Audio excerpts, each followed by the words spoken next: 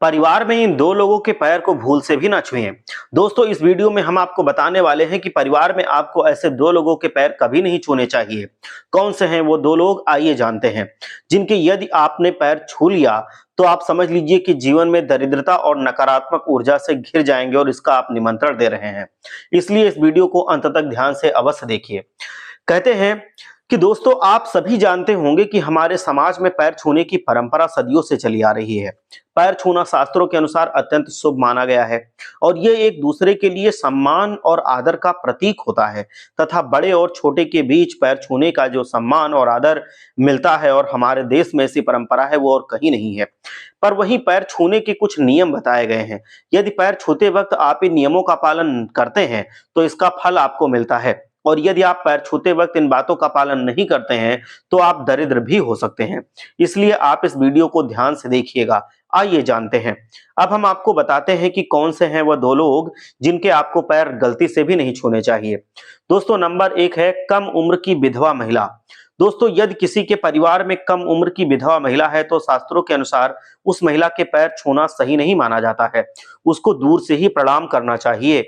यदि कोई सुहागन महिला ऐसी महिला के पैर छूती है तो कम उम्र में विधवा अगर वो हो गई थी, जिसका पति कम उम्र में संसार छोड़कर चला गया है, तो महिला के चरण स्पर्श करना शुभ नहीं माना गया है।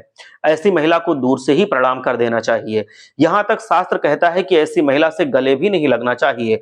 कम उम्र में विधवा हो चुकी महिला अंदर से दुखी रहती है तथा टूटी हुई होती है, इसलिए ऐसी महिला आशीर्वाद देने में भी असमर्थ होती है। इसीलिए ऐसी महिला के पैर छूना शास्त्रों में शुभ नहीं बताया गया है। इस बात का सबको ध्यान रखना चाहिए।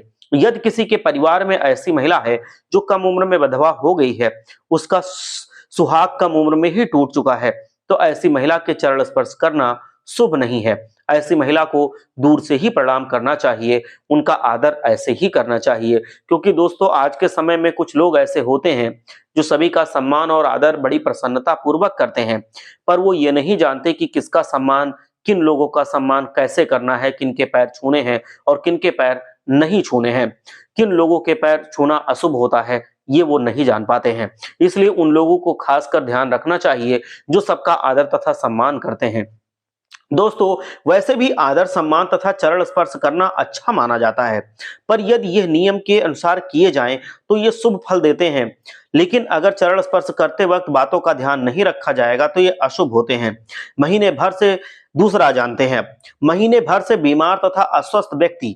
दोस्तों, शास्त्रों के अनुसार ऐसे व्यक्ति के भी चरण स्पर्श नहीं करने चाहिए जो लंबे समय से बीमार पड़ा है तथा उसका स्वास्थ्य सही नहीं रहता है, वो पलंग पर पड़ा बीमार पड़ा हुआ है। ऐसे व्यक्ति के चरण स्पर्श करना शास्त्रों में शुभ नहीं माना गया है और ये दरिद्रता आने का कारण बनता है। ऐसे व्यक्ति को दूर से ही प्रणाम करना चाहिए। बीमार तथा रोगी व्यक्ति के सोती हुई अवस्था में चरण स्पर्श करना सही नहीं माना गया है। और वैसे भी रोगी जो अगर गंभीर रूप से रोगी है, पीड़ित है तथा किसी को गंभीर रोग हो गया है, तो ऐसे व्यक्ति के चरण स्पर्श करना शुभ नहीं बताया गया है। ऐसे व्यक्ति को प्रणाम कर लेना चाहिए दूर से ही तथा उसका सम्मान हमें ऐसे करना चाहिए। ऐसे व्यक्ति को दूर से ही सम्मान आदर हमें देना चाहिए। ऐसी चीज शास्त्रों में बताई गई है। चरण स्पर्श करने से उसके बचना चाहिए। इसीलिए दोस्तों, ऐसे व्यक्ति के चरण स्पर्श करने से आपको बचना चाहिए तथा ऐसे व्यक्ति को दूर से ही प्रणाम करना चाहिए। क्योंकि दोस्तों, शास्त्रों के अनुसार ये लोग ऐसे होते हैं जिनका चरण स्पर्श करना शुभ नहीं माना गया है। हर हर महादेव। जय लक्ष्मी।